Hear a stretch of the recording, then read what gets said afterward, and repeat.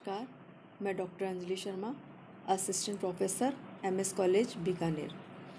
आज हम properties of textile fibres अर्थात वस्त्रोपयोगी रेशों के गुणों के बारे में चर्चा करेंगे। वस्त्र निर्माण की मूलभूत इकाई रेशा या तंतु है। इसके बिना वस्त्र निर्माण करना संभव नहीं है। प्रकृति में अनेकों प्रकार के रेशे विद्यमान हैं, परंतु सभी रेशों से वस्त्र निर्माण का कार्य संभव नहीं है, क्योंकि सभी रेशों में वे सारे गुण उपस्थित नहीं होते हैं जो वस्त्र निर्माण के लिए आवश्यक हैं। अर्थात कहा जा सकता है कि उनमें अनिवार्य गुणों का अभाव रहता है, जिसके कारण उनसे वस्त्र नहीं बनाए जा सकते हैं। अगर वस्त्रोत्पादन हेतु इन रेशों का अथक व प्रयत्नपूर्वक प्रयोग भी किया जाए तो भी रेशों से निर्मित वस्त्र ज़्यादा दिन तक वस्त्र निर्माण के क्षेत्र में नहीं टिक सकते। किसी भी वस्त्र के लोकप्रियता के लिए उसमें चमक, मजबूती, कोमलता, टिकाऊपन, सुंदरता आदि गुण आवश्यक है। इसके लिए रेशों में वस्त्र निर्माण हेतु कुछ अनिवार्य गुण होने अत्यंत आवश्यक है।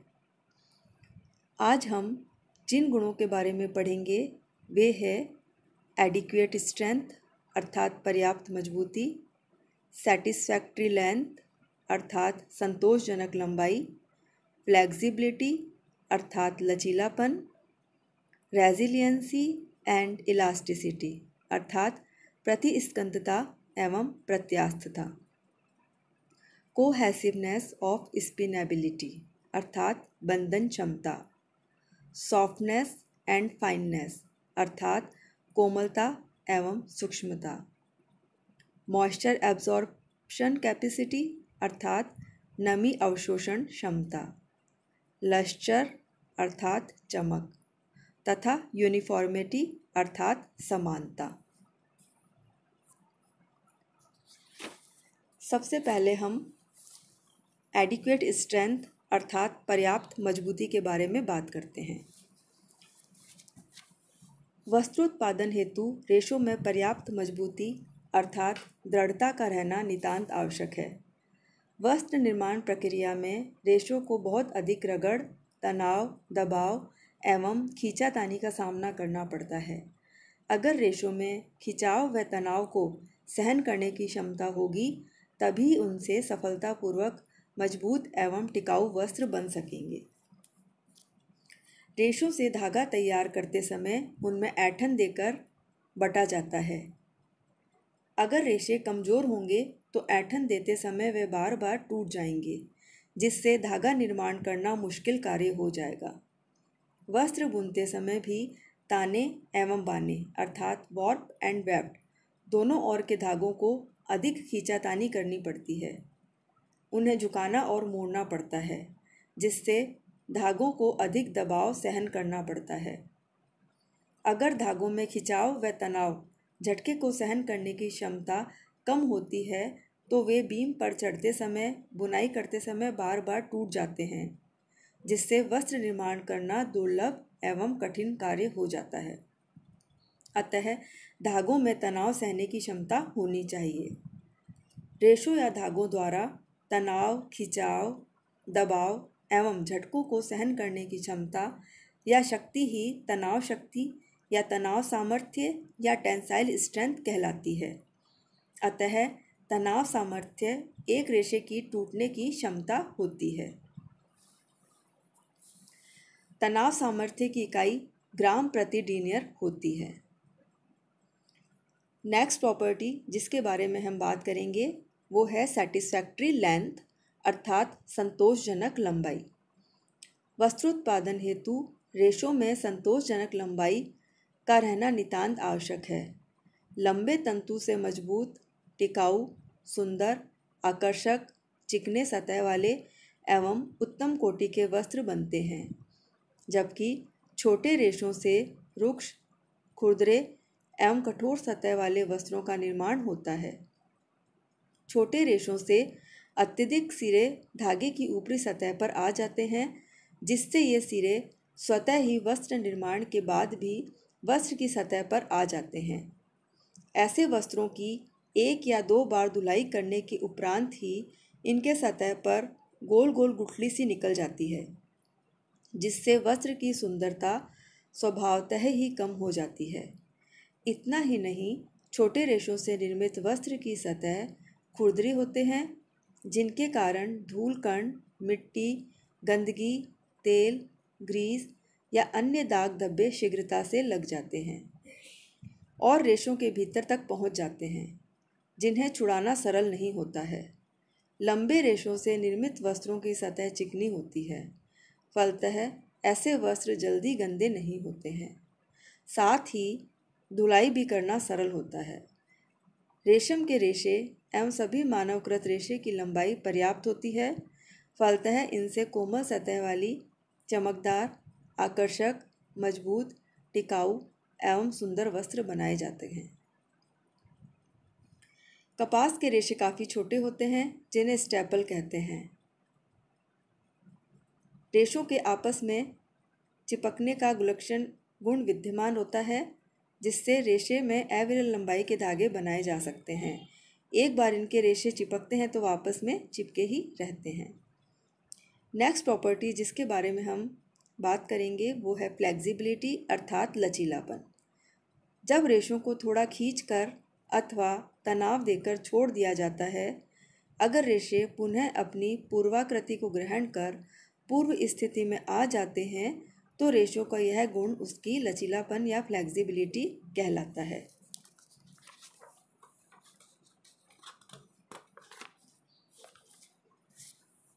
वस्त्र बुनते समय धागों को बीम पर चढ़ाना पड़ता है। ताने एवं बाने के धागों को खींचा एवं ताना जाता है। कई बार धागे को उठाना, झुकाना एवं मोड़ना पड़ता है।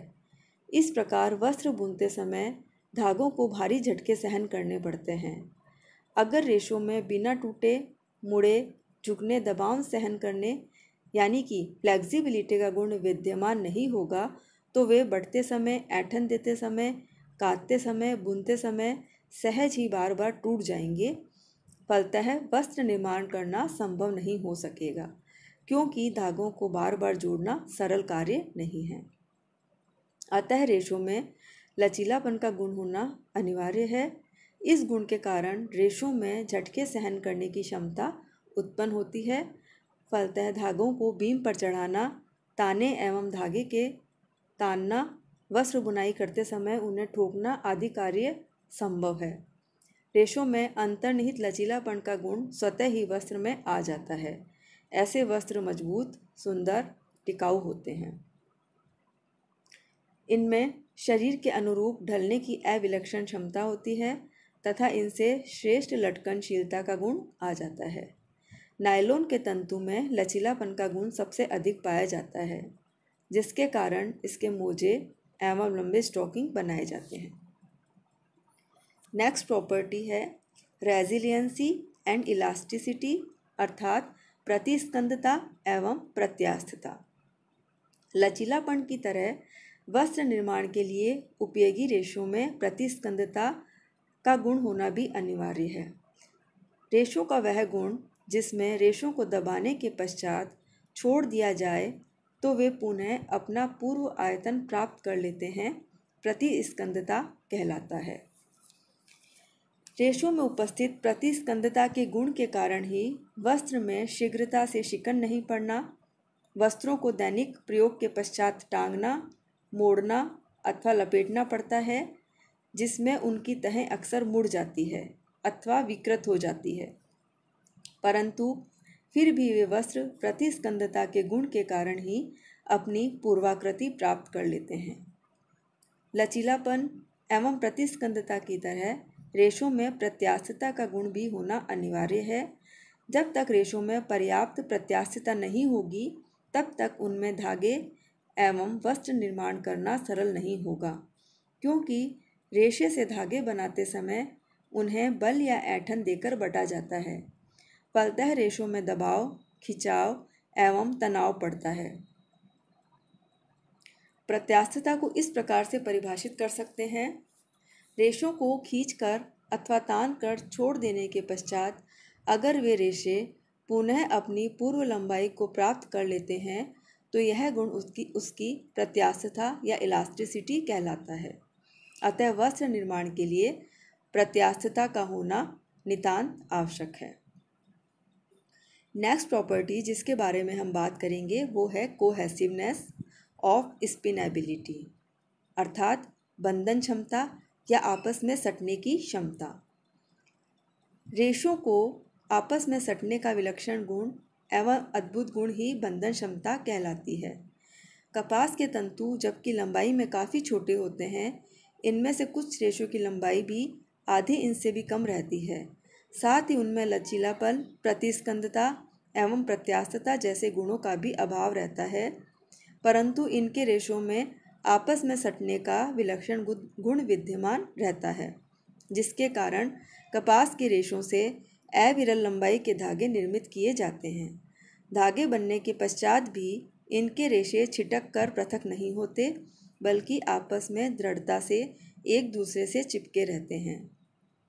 कपास के रेशों में आपस में सटने का यह गुण परिवलन के कारण होता है।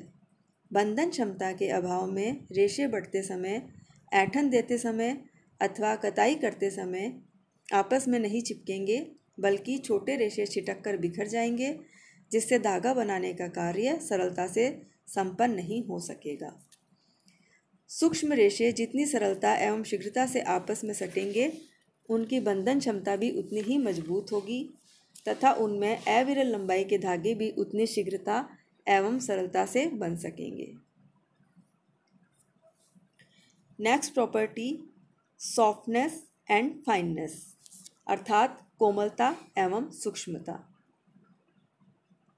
सूक्ष्म एवं कोमल रेशों से मुलायम एवं कोमल वस्त्रों का निर्माण होता है। कोमल रेशों से निर्मित वस्त्र देखने में सुंदर एवं आकर्षक तो लगते ही हैं, साथ ही पहनने में अति आरामदायक एवं सुखद भी लगते हैं। परिधान जो कोमल होते हैं उनकी लोकप्रियता काफ़ी बढ़ जाती है। ऐसे वस्त्र पहनने से शरीर पर बोझ नहीं, अपितु ये शरीर का एक अंग ही महसूस होते हैं। कोमल वस्त्र स्पर्श में भी चिकने एवं सुखद प्रतीत होते हैं। गृह कार्य के उपयोग हेतु मुलायम वस्त्रों की ही आवश्यकता होती है।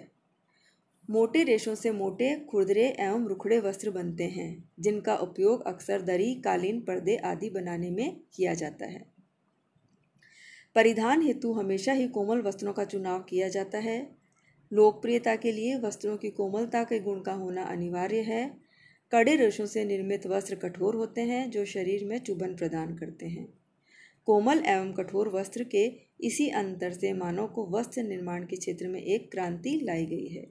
कोमल वस्त्र सर्वदा ही आरामदायक, सुंदर, सुखद एवं स्पर्श में अच्छे लगते हैं। नेक्स्ट प्रॉपर्टी है एब्जॉर्बेंसी, अर्थात अवशोषकता।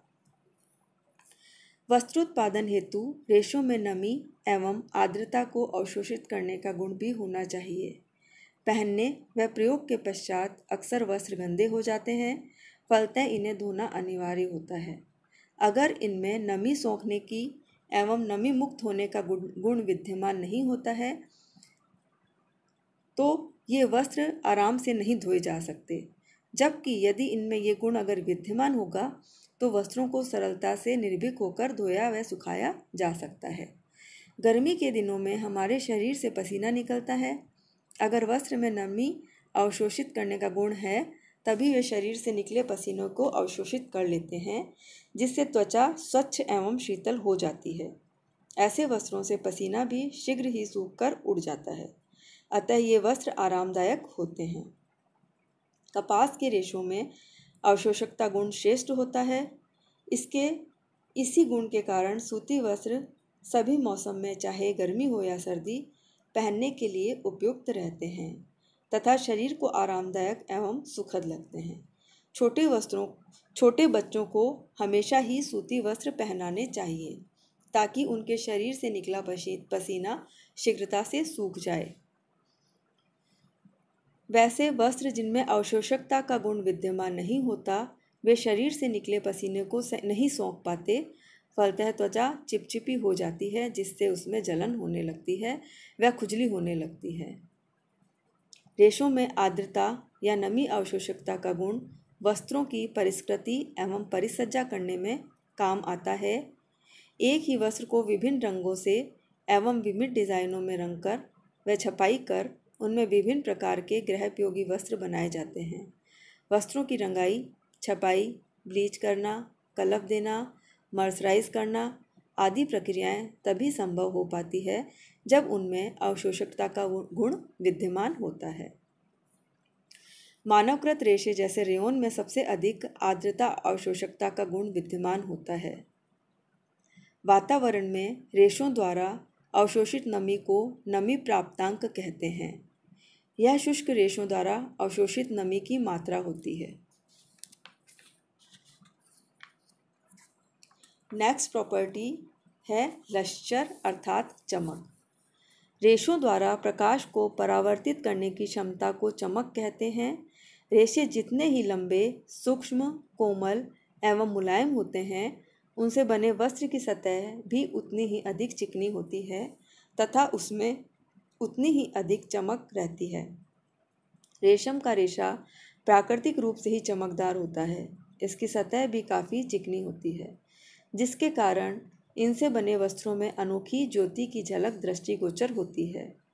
लिनन, जूट एवं कपास के तंतुओं में चमक का अभाव होता है, परंतु वस्त्र बनाते समय इनमें परिसज्जा व परिष्कृति करके कृत्रिम रूप से चमक लाई जा सकती है। चमक लाने से वस्त्र की सौंदर्यता में वृद्धि हो जाती है। मानवकृत अर्थात मैन मेड सभी रेशों में चमक का गुण समाहित रहता है। नायलॉन के रेशे में तो इतनी अधिक चमक रहती है कि वे आंखों को चुभती है। फलतः चमक को कम करने के लिए परिष्कृतियाँ एवं परिसज्जाएँ की जाती है। जब मानवकृत धागों को निर्माण किया जाता है तब उनमें इच्छानुकूल चमक लाई जा सकती है। नेक्स्ट प्रॉपर्टी है यूनिफॉर्मिटी अर्थात समानता। वस्त्रोत्पादन हेतु रेशों में समानता का गुण होना अनिवार्य है। समानता का अर्थ है रेशों या धागों की लंबाई, व्यास, आकार एवं आकृति समान हो। अगर इनमें समानता नहीं होगी और धागे कहीं से मोटे तो कहीं से पतले, कहीं गोल तो कहीं चपटे या त्रिकोण होंगे, तो इनसे निर्मित वस्त्र में भी समानता व एकरूपता नहीं रह पाएगी तथा उनमें अंतर आ जाएगा। फलतः वस्त्र की सुंदरता, सौंदर्यता, चमक एवं कांति प्रभावित होगी व उसमें कमी आ जाएगी। इसकी सतह भी रुक्ष, खुरदरी एवं जगह जगह से मोटी व पतली हो जाएगी। फलतः मजबूती एवं टिकाऊपन भी प्रभावित होगा तथा वस्त्र उन जगहों से फट जाएंगे जहाँ से रेशे पतले एवं निर्बल होंगे। प्राकृतिक रेशे जैसे कपास, लिनेन, जूट आदि रेशों में असमानता होती है। कोई रेशे लंबे होते हैं तो कोई छोटे होते हैं, कोई मोटे होते हैं तो कोई पतले होते हैं। इसीलिए वस्त्र निर्माण से पूर्व इन रेशों की छँटनी की जाती है व समानता को ध्यान में रखकर इनकी लच्छियाँ बनाई जाती है। मानवकृत रेशों में समानता लाने के लिए रासायनिक पदार्थों को नियंत्रित करके स्पिंडलेट के छिद्रों से गुजारा जाता है। नायलॉन के रेशों में समानता लाने के लिए उन्हें खींचा जाता है ताकि वे सभी जगह से समान व्यास के हो जाएं। बाकी बची हुई प्रॉपर्टी हम नेक्स्ट क्लास में कंटिन्यू करेंगे। थैंक्स।